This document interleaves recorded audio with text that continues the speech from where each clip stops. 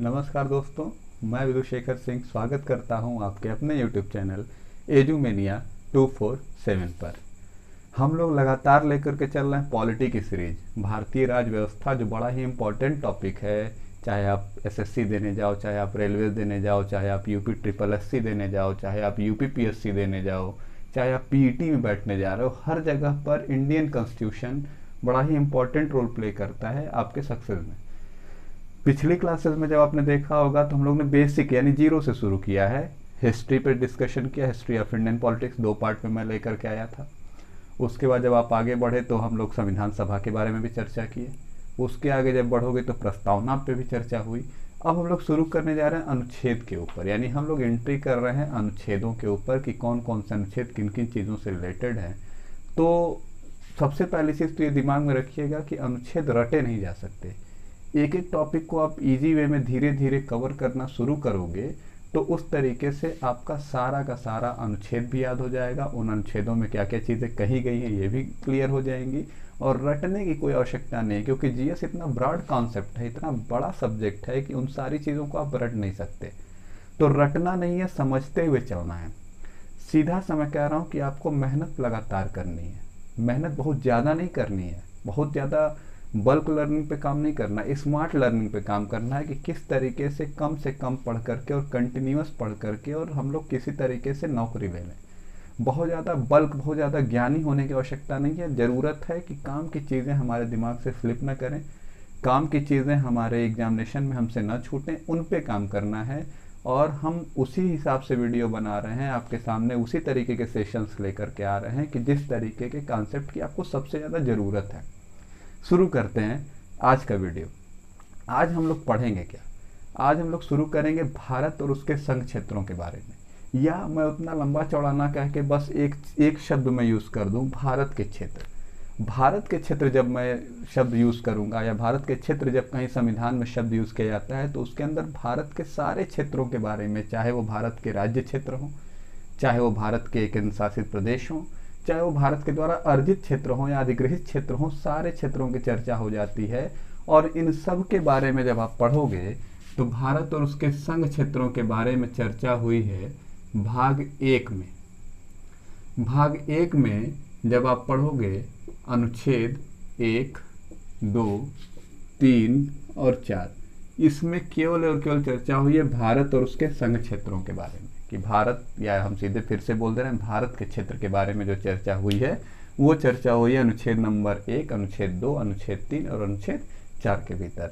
अब किन किन अनुच्छेदों में क्या क्या हुआ, कैसे हमारे यहाँ पर राज्यों का गठन हुआ, यही आज के वीडियो का टॉपिक है, यही आज के सेशन का मेन मकसद है मेरा कि इन चीज़ों का क्लियर कॉन्सेप्ट आपके दिमाग में बैठ जाए। हम लोग शुरू करते हैं। तो आप देखोगे तो भाग 1 के अनुच्छेद 1 से शुरू करते हैं कि अनुच्छेद 1 में लिखा क्या गया। तो जब आप अनुच्छेद कहोगे तो उसमें एक शब्द अनुच्छेद 1, सबसे पहले हम लोग बात करते हैं अनुच्छेद 1 में कि जब अनुच्छेद 1 की आप बात करते हो तो अनुच्छेद में एक शब्द यूज किया गया, इंडिया यानी भारत। इसी बात पे पहले डिस्कशन कर लेता हूं कि इंडिया यानी भारत ये क्यों यूज किया गया। तो जब संविधान सभा की बैठक हुई तो संविधान सभा की बैठकों में डिस्कशन होने लगा। कुछ सदस्यों का मानना था कि इंडिया शब्द यूज किया जाए, कुछ सदस्यों का मानना था कि भारत शब्द यूज किया जाए। मत हुआ क्या कि उन दोनों के अंदर मत ऐक्य नहीं बन पा रहा था, यानी कि सबके मत जो थे वो एक जैसे नहीं थे। कोई इंडिया को प्रपोज कर रहा था, कोई भारत प्रपोज कर रहा था। नतीजा क्या हुआ कि वहां पे शब्द जोड़ दिया गया इंडिया यानी भारत। और उसमें कहा क्या गया कि इंडिया यानी भारत जो है वो राज्यों का समूह नहीं है।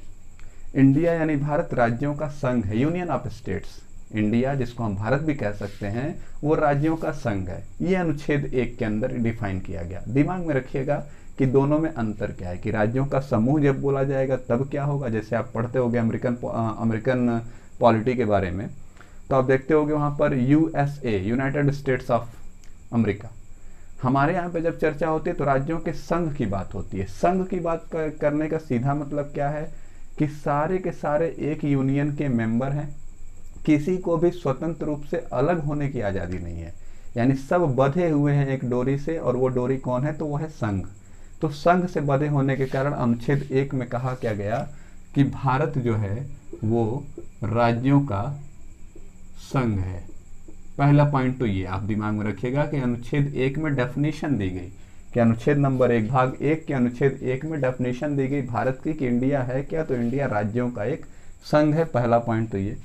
और संघ शब्द क्यों कहा गया, तो कहा गया कि इट नॉट बी डिविजिबल, यानी कि ये विभक्त नहीं होगा, यानी डिवाइडेबल नहीं है, ये डिवाइड नहीं होगा, यह संघ है, ये विभक्त नहीं होगा, कोई भी अपनी मनमानी नहीं कर सकता, सब कहीं ना कहीं एक डोरी से बंधे हैं, किससे, तो वो डोरी है संघ, विभक्त नहीं होगा।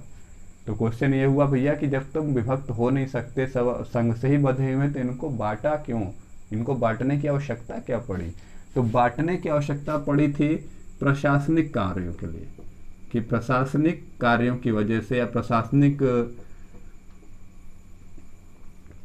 कंट्रोल करने के लिए, एडमिनिस्ट्रेटिव कंट्रोल की वजह से इनको छोटे छोटे जगहों पर बांटा गया, छोटे छोटे क्षेत्रों में डिवाइड किया गया, लेकिन ये अभी भी पूर्ण रूप से स्वतंत्र नहीं है, ये हमारे यूनियन के भीतर वर्कआउट करते हैं, इसी वजह से राज्यों का संघ बोला गया। अब जब आपसे पूछा जाएगा भारतीय क्षेत्र के बारे में, तो जब भी आप भारतीय क्षेत्र शब्द आपके सामने यूज करा जाए तो दिमाग में रखिएगा कि इसके अंदर 3 चीज़ें आती हैं। कौन कौन सी चीज़ें, तो पहला नाम तो आता है राज्यों के क्षेत्र, राज्यों के क्षेत्र, जहाँ पर हम एकदम ओरिजिनल राज्य की बात करते हैं, जैसे आप उत्तर प्रदेश की बात करते हो, बिहार की बात करते हो, मध्य प्रदेश की बात करते हो, ये सब जो नाम आते हैं ये राज्यों के क्षेत्र। दूसरा नाम आता है संघ क्षेत्र। संघ क्षेत्र शब्द जब यूज किया जाए तो आप समझ जाओ कि बात हो रही है उन क्षेत्रों की जहां पर कंट्रोल ऑफ सेंटर है, यानी कि केंद्र शासित प्रदेशों की बात हो रही है, संघ क्षेत्र उनको कहेंगे। और अंतिम लाइन जो या तीसरा जो डिविजिबल किया गया वो कहा गया कि यहाँ पर अधिग्रहित क्षेत्र होंगे या अर्जित क्षेत्र होंगे, यानी वो क्षेत्र होंगे कि जो हमने किसी और देश से अधिग्रहित कर लिया हो या किसी और क्षेत्र से अर्जित कर लिया हो। और इस पर बात किया जाए कि अधिग्रहित और अर्जित कैसे कर लिया जाए, तो व्यापारिक संधि भी हो सकती है उसके पीछे कारण, व्यापार भी एक बहुत बड़ा कारण हो सकता है, 2 देशों के बीच में लड़ाइयाँ हो सकती हैं, लड़ाई के फलस्वरूप भी हमने किसी विजयी भूभाग, कोई भूभाग जो है वो जीत लिया हो, ये भी एक अधिग्रहित या अर्जित होने का कारण, किसी ने हमको उपहार स्वरूप दे दिया हो, ये भी एक कारण हो सकता है। तो ये सारी चीज़ें जो हैं वो अर्जित क्षेत्र में आती हैं।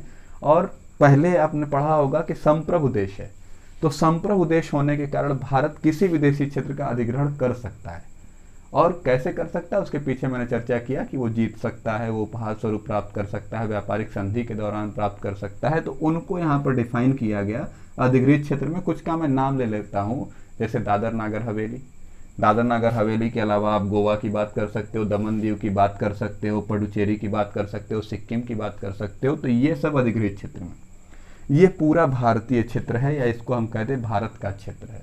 फिर से बोलना हूँ, राज्यों का क्षेत्र, एग्जाम्पल मैंने दे दिया, उत्तर प्रदेश, बिहार, मध्य प्रदेश, इस तरीके के। संघ क्षेत्र जो केंद्र शासित प्रदेश हैं उनको संघ क्षेत्र का बात कर दिया गया। और अधिग्रहित या अर्जित क्षेत्र की बात किया जाए तो वो क्षेत्र जो भारत ने अधिग्रहित किया और संप्रभु देश होने के नाते भारत अर्जित कर सकता है। यानी ये पूरी की पूरी जो डेफिनेशन है कि भारत होगा क्या, राज्य के संघ क्या होंगे, भारतीय क्षेत्र क्या होंगे, यानी सीधे आप कह सकते हो कि डेफिनेशन ऑफ इंडिया डिफाइन की गई किसमें, तो भाग 1 के अनुच्छेद नंबर 1 के अंदर। अगर आपसे क्वेश्चन पूछ लिया जाए कि इंडिया यानी भारत, ये डेफिनेशन किस अनुच्छेद के अंदर रखी गई है, तो अनुच्छेद नंबर 1। भारत को कितने क्षेत्रों में विभाजित किया जाएगा, ये किस अनुच्छेद में लिखा गया, तो अनुच्छेद नंबर 1। तो ये अनुच्छेद 1 है, यानी यहाँ से हम लोग शुरू कर रहे हैं भारत के डेफिनेशन की भारत है क्या। तो भारत क्या है, तो सीधे आप कह सकते हो कि भारत जो है वो एक यूनियन है जो कभी विभक्त नहीं होगा। उसको छोटे छोटे क्षेत्रों में भले डिवाइड करके छोड़ दिया गया है, किस लिए छोड़ दिया गया, तो प्रशासनिक कार्यों को सुगम करने के लिए, प्रशासनिक कार्यों को सरल बनाने के लिए। लेकिन इसका ये मतलब नहीं है कि सब अपने मन का काम करेंगे। यहाँ पर 3 भागों में बांटा गया, राज्यों के क्षेत्र में, संघ क्षेत्र में, अधिग्रहित या अर्जित क्षेत्र में, और ये सब भारत के भीतर काम करेंगे। तो उम्मीद कर रहा हूँ कि अनुच्छेद 1 के अंदर जो जो बातें लिखी गई हैं आपको समझ में आ गई होंगी।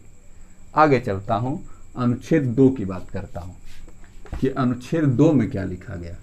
तो जब आप अनुच्छेद 2 के बारे में पढ़ोगे तो लिखा क्या गया कि संसद को एक शक्ति दी गई कि संसद जो है विधि द्वारा, यानी कि जो भी चीज उचित होगी विधि के अंदर, यानी कानून के अंदर जो चीज उचित होगी, संसद नए राज्यों के प्रवेश या उनकी स्थापना कर सकता है। यानी अनुच्छेद 2 के अंदर संसद को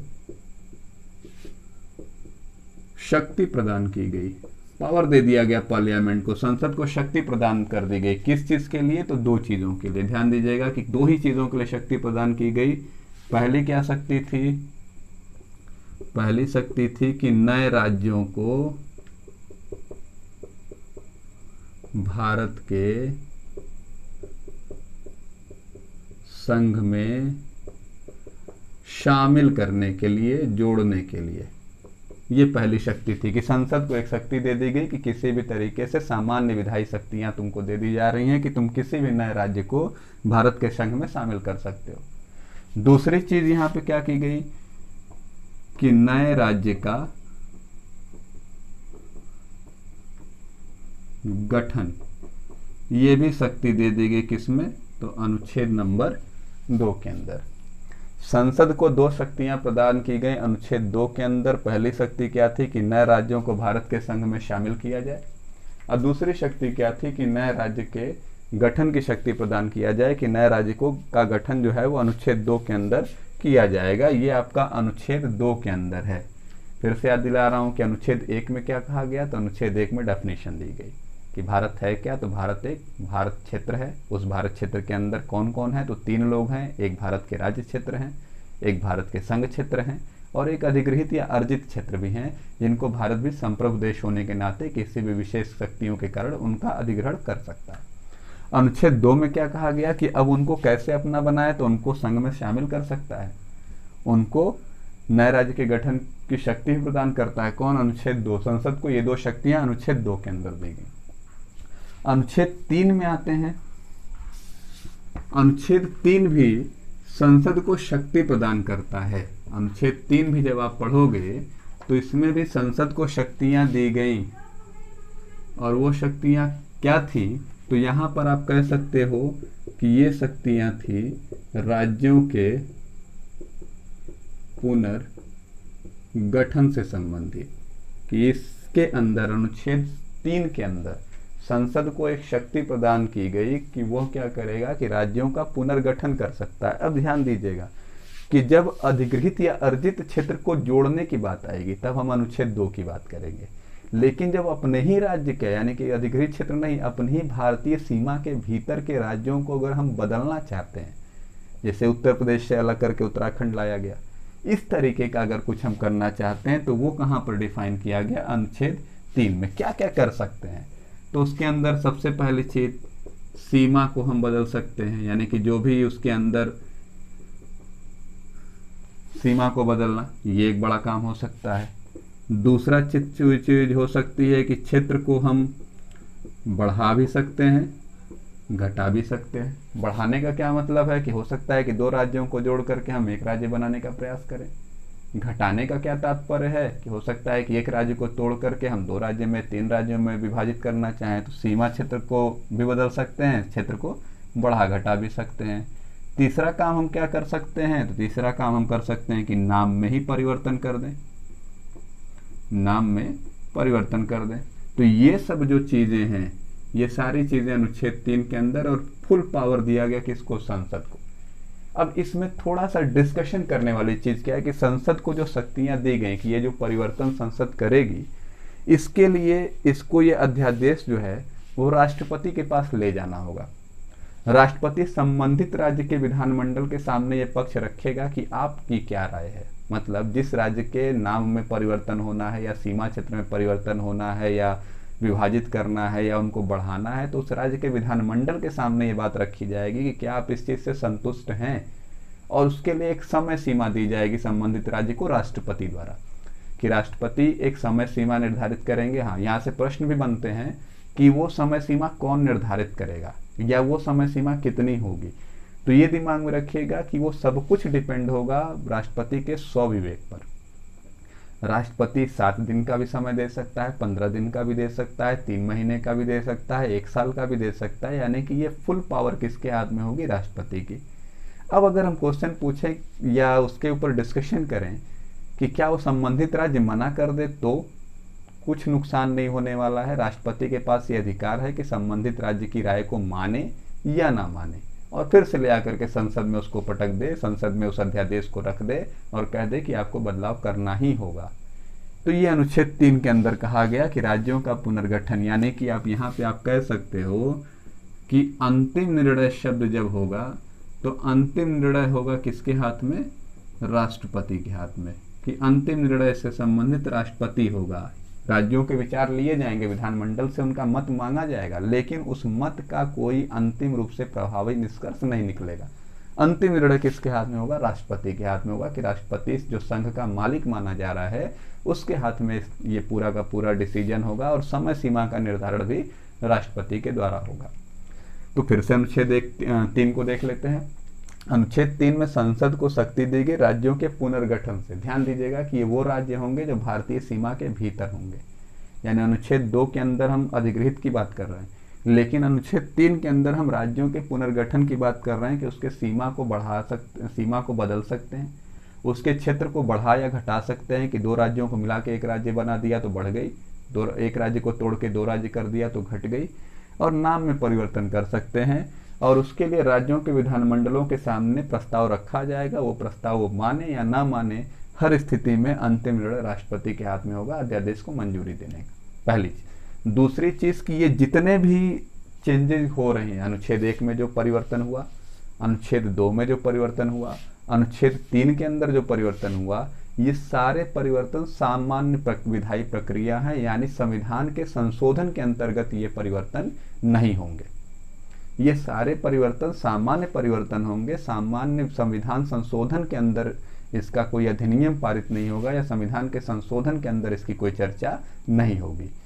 अब आते हैं कि क्या भारत को हम अगर डिफाइन करना चाहें तो हम कैसे डिफाइन कर सकते हैं।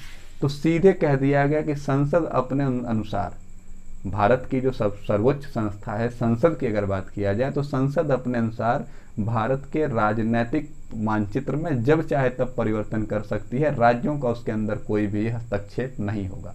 राज्य उसके अंग हैं, यूनियन के अंग हैं, राज्यों से प्रस्ताव लिया जाएगा, लेकिन उस प्रस्ताव का कोई मतलब नहीं है।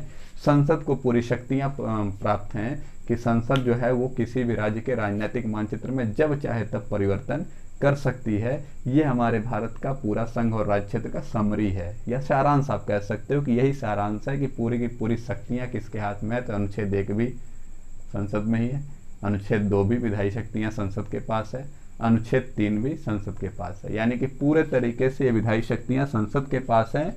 और इसके अंदर कहा गया कि पुनर्निर्धारण, राजनीतिक मानचित्र का पुनर्निर्धारण करने की पूरी क्षमता जो है वो संसद के पास है। पहली चीज। दूसरी चीज, अगर इस चीज को आप कंपेयर करें अमेरिका से, तो अमेरिका में भी इस तरीके का है, लेकिन वहां पर क्षेत्रीय एकता या राज्यों के, कह सकते हो कि राज्यों के अस्तित्व को संविधान में गारंटी दी गई है, कि वहां पर राज्यों का अस्तित्व जो है संवैधानिक गारंटी है कि जो राज्य जिस रूप में है, जब तक राज्य नहीं चाहेगा तब तक संघ जो है उसको पूरे तरीके से परिवर्तित नहीं कर सकता।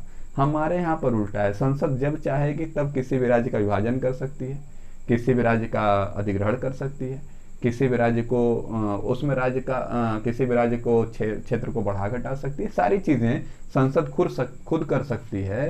राज्यों के समर्थन की कोई विशेष आवश्यकता इसके अंदर नहीं है।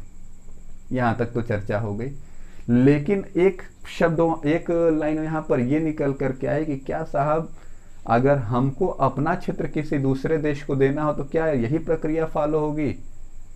तो इसमें आप दिमाग में रखिएगा कि इस तरीके का कोई भी अधिकार संसद के पास उपलब्ध नहीं है।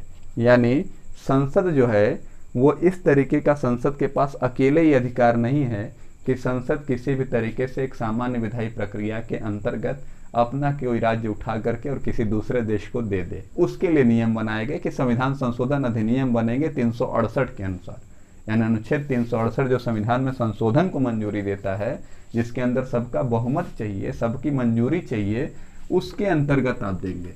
हमारे यहाँ पर एक घटना हुई, बेरुबारी संघ का मामला आया जो पश्चिम बंगाल का क्षेत्र हुआ करता था। ये घटना है आपकी बेरुबारी संघ की जो घटना है, ये घटना जब आप देखोगे तो उसमें कहा क्या गया कि बेरुबारी संघ जो है उसके ऊपर निर्णय लिया गया संसद के द्वारा, और कहा गया कि बेरुबारी संघ जो है वो पाकिस्तान को दे दिया जाए। और इसके ऊपर बहुत ही देश में तनाव बन गया, कि देश में तनाव का मामला बन गया। नतीजा क्या हुआ कि बेरुबारी संघ का जो मामला है वो गया उच्चतम न्यायालय के माध्यम से राष्ट्रपति को संदर्भित किया गया कि राष्ट्रपति से क्वेश्चन अलाउड किए गए, क्वेश्चन उनके ऊपर डाले गए कि क्या ये सही है। तो उसके ऊपर उच्चतम न्यायालय ने 9वां संविधान संशोधन किया और 9वें संविधान संशोधन यानी कि 368 का प्रयोग किया गया, यानी कि सामान्य विधायी शक्तियों के अंतर्गत नहीं, यानी सीधा सा मतलब है कि यदि अपना क्षेत्र दूसरे को सौंपना तो उस कंडीशन में अनुच्छेद 368 के अंतर्गत संविधान में संशोधन होगा। उसके पश्चात ही कोई राज्य जो है वो अपने यहाँ से उठ करके किसी दूसरे के पास जाएगा। यानी कि भारतीय संघ के भीतर अगर कोई प्रक्रिया इंटरनल होगी तो उसमें सबकी सहमति अनिवार्य नहीं है, संघ वहाँ पर एकमात्र शक्ति के रूप में निकल करके आएगा। लेकिन अगर अपने संघ से कोई चीज आपको बाहर की तरफ भेजनी है, अगर निकालने का प्रयास करना है या किसी और को अधिग्रहित कराना है, किसी और को अर्जित कराना है, तो उसके लिए अनुच्छेद 368 के अंदर संविधान में संशोधन करना होगा और विधायी शक्तियों का प्रयोग, यहाँ पर सामान्य विधायी शक्तियों के प्रयोग से आप ये काम नहीं कर सकते। तो ये चीज यहाँ पर बदल करके आई। तो उसके बाद हुआ क्या कि 9वां संविधान संशोधन होता है अधिनियम 1960 में, और उसी के प्रभावी होने के बाद ही बेरूबारी संघ का जो मामला है वो पाकिस्तान को सौंपा गया। यानी कि सामान्य संशोधन के अंतर्गत बेरूबारी संघ पाकिस्तान को नहीं सौंपा गया। जब पूरा संविधान संशोधन हुआ, 9वां संविधान संशोधन, कहीं कहीं पूरा पूछा भी जाता है, तो 9वें संविधान संशोधन 1960 में हुआ और इसी के बाद ही बेरूबारी संघ जो हिस्सा था किसका, पश्चिम बंगाल का, इसको सौंपा गया किसको, पाकिस्तान को। यानी सामान्य संशोधन के द्वारा ये संभव नहीं है। तो ये आपका कॉन्सेप्ट निकल करके आया। हाँ, इसका अनुच्छेद 368 की आवश्यकता कब पड़ेगी? तो अनुच्छेद 368 संविधान संशोधन अधिनियम की आवश्यकता तभी पड़ेगी जब भारत के किसी क्षेत्र को किसी दूसरे देश को सौंपा जाना होगा, अंदर मिलाना होगा, क्षेत्रों का बंटवारा करना होगा, सीमा का निर्धारण करना होगा, बढ़ाना घटाना होगा, अधिग्रहित करना होगा। इन सब के लिए किसी भी तरीके के अनुच्छेद 368 की आवश्यकता नहीं है। लेकिन अगर किसी दूसरे को सौंपना है तो वहां पर हमको अनुच्छेद 368 की आवश्यकता पड़ेगी। तो ये तो हो गया मामला। अब इसके बाद जब आप राज्यों के गठन पर अगर चर्चा करोगे, तो राज्यों का गठन जब हमारे यहाँ शुरू हुआ तो पहले हमारे यहाँ पर चर्चा दूसरे तरीके से होती थी। धीरे धीरे मांग बनने लगी, धीरे धीरे चर्चा होने लगी कि किस तरीके से जोड़ा जाए। तो सबसे पहले एक आधार बना भाषाई आधार, कि लैंग्वेज जहाँ जहाँ पर डिफरेंस है। भारत के बारे में एक चीज़ आप जानते हो कि विविधता में विविधताओं वाला देश है, अनेकता में एकता की चर्चा यहाँ पर होती है कि आप जब साउथ में जाओगे तो कोई और लैंग्वेज बोली जा रही है, जब आप यूपी में आओगे तो कोई और लैंग्वेज बोली जा रही है। तो पहला जो हमारे यहाँ पर गठन का आधार बना, जिसकी मांग उठी, तो वो थी भाषाई आधार, कि लैंग्वेज बेस्ड अगर कर दिया जाए, कि भाषाई आधार पर अगर किया जाए, लैंग्वेज बेस्ड अगर किया जाए, तो सबसे पहली मांग यही उठी। अब उस समय ये चर्चा उठी थी 1947 के आसपास, 1947 के आसपास, कि भारत को विभाजित किया जाए, भारत को छोटे छोटे राज्य क्षेत्रों में या संघ क्षेत्रों में विभाजित किया जाए। तो उसका बेस क्या बने? तो उसका बेस बने लैंग्वेज, कि भाषा के आधार पर किस तरीके से तोड़ा जाए। तो जब आप उसमें देखोगे तो उस समय हुआ क्या, तो डॉक्टर राजेंद्र प्रसाद के पास ये मांग उठी और उन्होंने क्या किया कि एस.के. धर जो न्यायमूर्ति थे, उनकी अध्यक्षता में एक आयोग का गठन किया गया, जिसको नाम दिया जाता है एस.के. धर आयोग। किस लिए? तो एस.के. धर आयोग को कहा गया कि क्या ये जो मांग उठ रही है भाषाई आधार पर राज्यों का विभाजन, क्या ये मांग ठीक है कि नहीं ठीक है, इसके ऊपर एक रिपोर्ट सौंपी। और ये आयोग कब बना? तो ये आयोग बना था आपका 27 नवंबर 1947, और इस आयोग ने 10 दिसंबर 1948 को अपनी रिपोर्ट सौंपी। पूछा जाता है कि धर आयोग किससे रिलेटेड है, तो दिमाग में रखिएगा कि धर आयोग एस.के. धर जो न्यायमूर्ति थे, इस आयोग का गठन हुआ था 27 नवंबर 1947। किसने गठन किया था? डॉक्टर राजेंद्र प्रसाद ने। कितने मेंबर थे, तो 4 सदस्य इसके अंदर थे। 4 सदस्यों का एक आयोग बना था, एस.के. धर आयोग, न्यायमूर्ति एस.के. धर आयोग। किस लिए बना था, तो भाषाई आधार पर राज्यों का विभाजन किया जाए या न किया जाए। तो उन्होंने एक रिपोर्ट सौंपी 10 दिसंबर 1948, और एकदम उल्टी रिपोर्ट। यानी उन्होंने कहा कि राज्यों के विभाजन के लिए भाषाई आधार बनाने की कोई आवश्यकता नहीं है, यानी भाषाई आधार जो है वो एकदम बेकार है, भाषाई आधार पर विभाजन नहीं किया जाना चाहिए।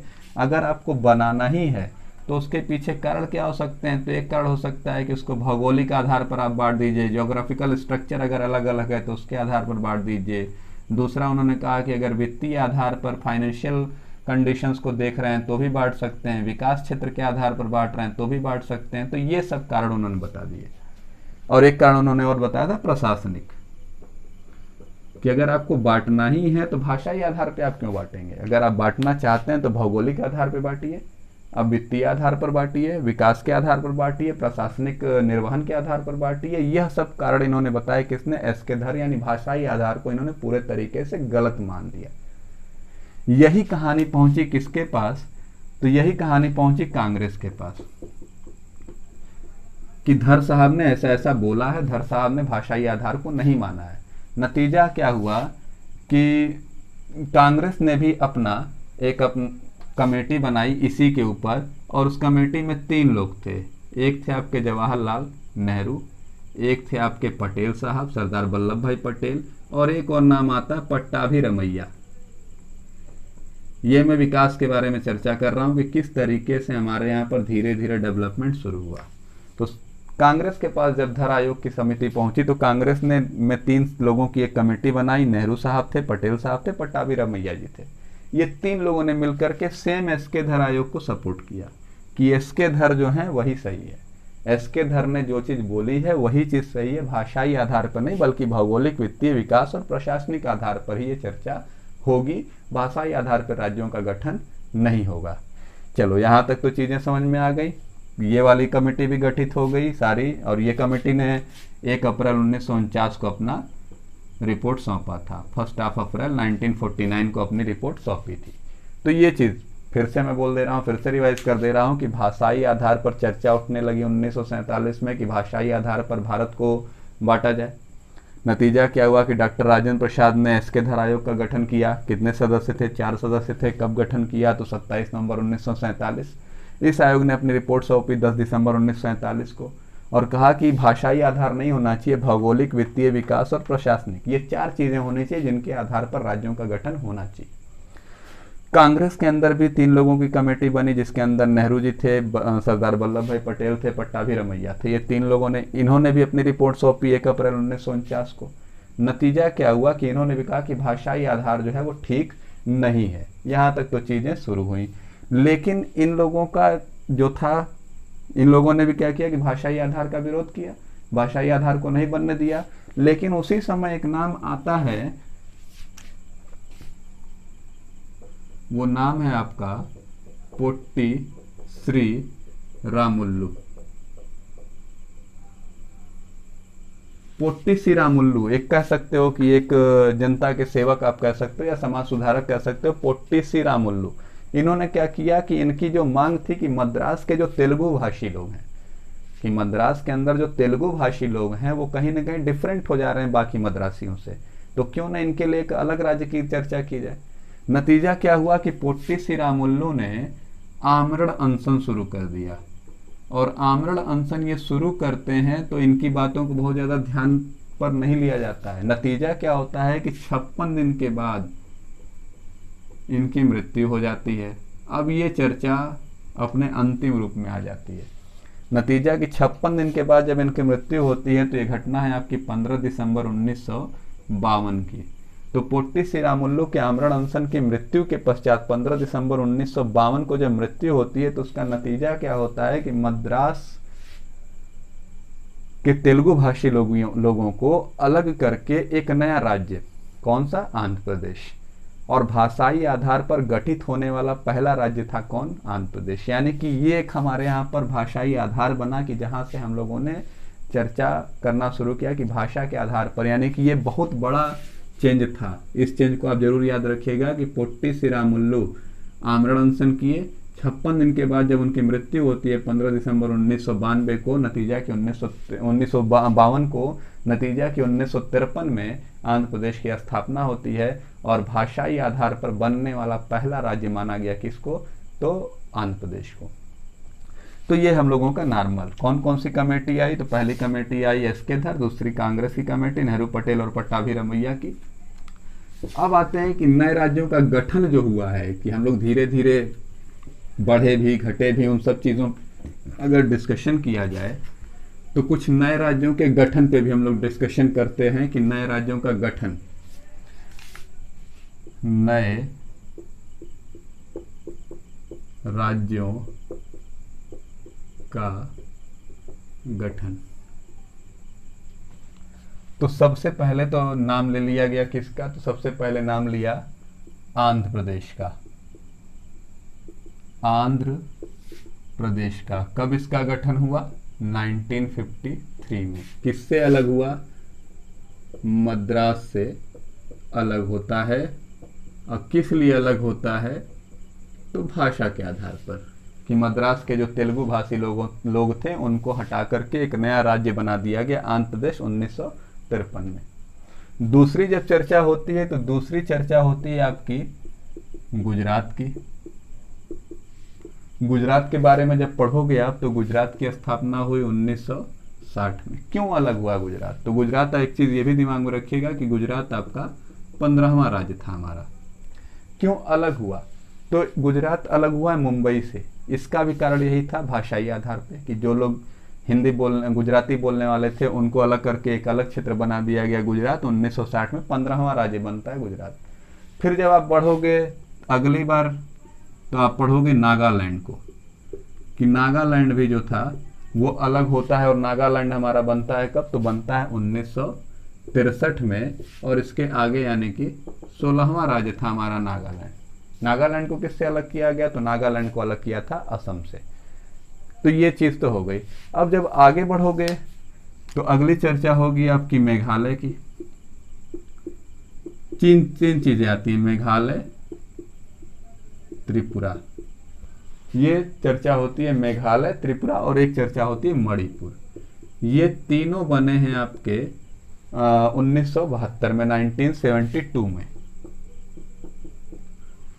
जब आप पढ़ोगे मेघालय के बारे में, त्रिपुरा के बारे में और मणिपुर के बारे में, तो ये सारे पूर्वोत्तर क्षेत्र हैं, जिसमें से मेघालय जो है ये 1969 में ही अलग हो गया था, 69 में ही अलग हो गया था, 1969 में ही अलग हो गया था। और इसको उपराज्य का दर्जा दिया गया था, यानी कि सब स्टेट इसको नाम दे दिया गया था। लेकिन स्थापना पूछेगा तो 1972 की। राज्य का दर्जा कब मिला, तो मेघालय को त्रिपुरा और मणिपुर के साथ ही राज्य का दर्जा मिला था। उसके बाद जब आप आगे आओगे हिमाचल प्रदेश पे, तो हिमाचल प्रदेश भी आपका राज्य बना था। हिमाचल प्रदेश को राज्य का दर्जा कब दिया गया, तो 1971 में, 1971 में। फिर उसी तरीके से हमारे यहाँ पर हरियाणा को अलग किया गया। जब आप हरियाणा के बारे में पढ़ोगे तो हरियाणा को अलग किया गया था पंजाब से, कि पंजाब में जितने भी हिंदी बोलने वाले लोग थे उन लोगों ने भाषाई आधार पर चर्चा उठाई। नतीजा है कि 1966 में इसको अलग किया गया हरियाणा को। किससे, तो हरियाणा अलग हुआ था पंजाब से। आज भी आप देखते होंगे कि दोनों की राजधानी एक है, चंडीगढ़ को केंद्र शासित प्रदेश बना दिया गया है। तो इस तरीके से आपके ये सारे राज्य जो हैं इनके लिए किसी अमेंडमेंट की आवश्यकता नहीं पड़ी। लेकिन जब सिक्किम की बात आती है तो सिक्किम जो था 1974 में 35वां संविधान संशोधन होता है और सिक्किम को सह राज्य का दर्जा दिया जाता है। 35वें संविधान संशोधन में सिक्किम को सह राज्य का सब दर्जा दिया जाता है। लेकिन जैसे ही 36वां संविधान संशोधन होता है तो 36वें संविधान संशोधन 1974 में पूर्ण राज्य का दर्जा दिया जाता है और सिक्किम हमारा 22वां राज्य बनता है। इससे सबसे ज्यादा क्वेश्चन फोकस किए गए हैं। यहाँ पर मैं लिख देता हूँ स्पेशली इसको, क्योंकि सबसे ज्यादा चर्चा जो उठती है सिक्किम की। तो जब आप सिक्किम के बारे में पढ़ोगे तो 1974 में 35वां संविधान संशोधन इसमें क्या हुआ, तो सिक्किम को सह राज्य का दर्जा दिया गया, किसमें? 35वें संविधान संशोधन में। लेकिन 1975 में 36वां संविधान संशोधन जब होता है, 36वां संविधान संशोधन जब होता है, तो उस कंडीशन में सिक्किम को राज्य का दर्जा दिया गया है। हाँ, मैं लिख देता हूँ, सबसे ज़्यादा इम्पोर्टेंट है। राज्यों के गठन में सबसे ज़्यादा जो प्रश्न पूछे जाते हैं वो यहीं से पूछे जाते हैं कि सिक्किम का गठन। तो दिमाग में रखिएगा कि 1974 में 35वां संविधान संशोधन होता है और सिक्किम सह राज्य बनता है, और 1975 में 36वां संविधान संशोधन जब होता है तो सिक्किम राज्य के रूप में दर्जा पाता है। और ये भी दिमाग में रखिएगा कि चौथा राज्य था तो सिक्किम हमारा 22वां राज्य माना जाता है, कि भारत का 22nd जो स्टेट है वो आपका सिक्किम माना जाता है। ये आपका हो गया। फिर उसके बाद अगर आप आगे बढ़ोगे, मिजोरम का नाम आता है। अगला जब आप पढ़ोगे तो मिजोरम कब बना था? 1987 में। इसके आगे था, यानी कि 23वां राज्य था। फिर जब आप आगे बढ़ोगे तो अरुणाचल प्रदेश, ये भी 1987 में बना, 24वां राज्य अरुणाचल, 1987 24वां राज्य। ये सारे धीरे धीरे गठन हो रहे हैं, देखते जाइए आप। फिर मिजोरम, अरुणाचल की बात हुई, मिजोरम की बात हुई, गोवा की बात होती है। गोवा भी चूंकि हम लोग दूसरे से लेकर के आए थे, गोवा भी जो था वो अधिग्रहित क्षेत्र या अर्जित क्षेत्र था। तो ये भी क्या है, हमारा 25वां राज्य बनता है। लेकिन इसमें भी संविधान संशोधन होगा 56वां, कि 56वां संविधान संशोधन, और ये हमारा बनता है 25वां राज्य। 56वां संविधान संशोधन होता है और 25वां राज्य बनता है कौन? गोवा। उसके बाद जब आप आगे बढ़ोगे तो छत्तीसगढ़ की चर्चा होगी। छत्तीसगढ़ अलग हुआ था, सबको पता है किससे? छत्तीसगढ़ किससे अलग हुआ था? छत्तीसगढ़ हमारा बना था 26वां राज्य। अलग हुआ था किससे? सबको पता होगा, कमेंट में जरूर लिखिएगा। फिर उसके बाद छत्तीसगढ़ के बाद जब आप आगे बढ़ोगे तो अगला नाम आता है आपका उत्तराखंड का। उत्तराखंड भी हमसे अलग हुआ, ये भी बना कौन सा? 27वां राज्य। फिर उसके बाद जब आप आगे आओगे झारखंड, ये भी हमारा अलग हुआ, ये बना हमारा 28वां राज्य। ये सारी घटनाएं हुई कब? तो सन 2000 में। उसके बाद तेलंगाना की बात हुई कि तेलंगाना हमारा 29वां राज्य बनता है, कब? 2014 में। फिर उसके बाद आगे की कहानी जो है वो जम्मू कश्मीर के बारे में आप पढ़े होंगे कि कैसे उसको केंद्र शासित प्रदेश से राज्य के अंदर रखा गया, नतीजा कि केंद्र शासित प्रदेशों की संख्या भी घटी। इस तरीके से इस समय हमारे पास संख्याएं जो हैं आगे पीछे हो गई हैं। पहले हम लोगों ने रटाया था कि 29 राज्य और 7 केंद्र शासित प्रदेश हैं, लेकिन अब जो है वो 28 राज्य और 8 केंद्र शासित प्रदेश हैं, क्योंकि मर्ज किया गया है केंद्र शासित प्रदेशों को भी। तो किनको मर्ज किया गया है उनको आप कमेंट बॉक्स में जरूर डालिएगा। तो ये हमारे राज्यों के गठन से है। फिर से मैं इसको रिवाइज करने जा रहा हूँ, जिन लोगों ने ध्यान न दिया हो फिर से ध्यान दे दे। आंध्र प्रदेश 1953 में मद्रास से अलग किया गया भाषा के आधार पर, पहली चीज। गुजरात 1960 में 15वां राज्य बना, ये भी अलग हुआ था। नागालैंड 1963 में 16वां राज्य बना। मेघालय, त्रिपुरा और मणिपुर, जिसमें से मेघालय 1969 में ही बन गया था लेकिन उपराज्य के रूप में था, 1972 में इन तीनों को राज्य का दर्जा दिया गया। हिमाचल प्रदेश 1971 में, हरियाणा 1966 में पंजाब से अलग किया गया, छत्तीसगढ़ 26वां राज्य, उत्तराखंड 27वां राज्य, झारखंड 28वां राज्य 2000 में, मिजोरम 1987 में 23वां राज्य, अरुणाचल प्रदेश 1987 में 24वां राज्य, गोवा 56वां संविधान संशोधन 25वां राज्य। सबसे ज्यादा क्वेश्चन सिक्किम से पूछे जाते हैं। तो 1974 में 35वां संविधान संशोधन जब होता है तो सिक्किम को सह राज्य का दर्जा दिया जाता है, और 1975 में 36वां संविधान संशोधन होता है तो सिक्किम को राज्य का दर्जा दिया जाता है और सिक्किम 22वें राज्य के तौर पर भारत में आता है। तो ये पूरे के पूरे, और सबसे लास्ट में जो बना है वो तेलंगाना 29वां राज्य, और 2014 में जून की घटना है, वहाँ पे भी चर्चा हुई के चंद्रशेखर राव के नेतृत्व में चर्चा हुई और कहा गया तेलंगाना संघर्ष समिति इसको अलग किया जाए, तो इसलिए अलग किया गया। अभी भी कुछ राज्यों की को बांटने की चर्चा हो रही है इन सब चीज़ों पे। अगला जब सेशन में आपके बीच में ले आऊँगा तो बात करूँगा जम्मू कश्मीर को किस तरीके से दर्जा दिया गया। जम्मू कश्मीर केवल बेस्ड होगा जम्मू कश्मीर के ऊपर, आर्टिकल 370 को हटाने लगाने सारी चीज़ों पे डिस्कशन करूँगा। तो ये सारी चीज़ें उम्मीद है कि आपको समझ में आ रही होंगी। फिर से याद रख लीजिएगा, अनुच्छेद 1, 2, 3 और 4, इन चारों के बारे में आप एक बार पढ़ लीजिएगा। और अगर कोई भी प्रॉब्लम आती है तो आप व्हाट्सएप ग्रुप में पर्सनल व्हाट्सएप कर सकते हो, कमेंट बॉक्स में भी आप आकर के चीज़ों को डाल सकते हो।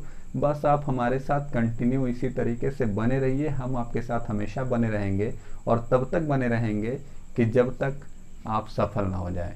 हमारा साथ देने के लिए, हमारे साथ बने रहने के लिए और हमारे साथ हमेशा लगे रहिए आप, इसके लिए आपका बहुत बहुत धन्यवाद। जय हिंद।